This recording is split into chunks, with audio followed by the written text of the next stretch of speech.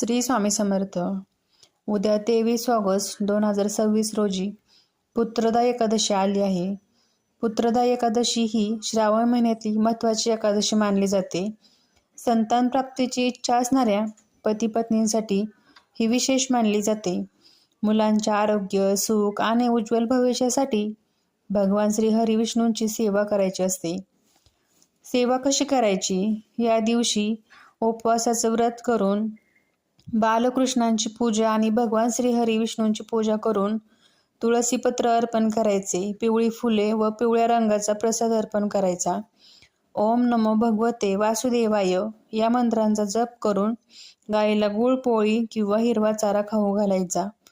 भुकेलेला अन्नदान करायचं. संतान प्राप्तीसाठी, मुलांच्या सुखी भविष्यासाठी मनोभावे पूजा करायची. संतान गोपाल स्तोत्राचे पठण करायचे. तुळशीपत्र हे एकादशीला तोडू नये, त्यामुळे एकादशीच्या आदल्या दिवशी तुळशीपत्र तोडून ठेवायचे. श्री स्वामी समर्थ.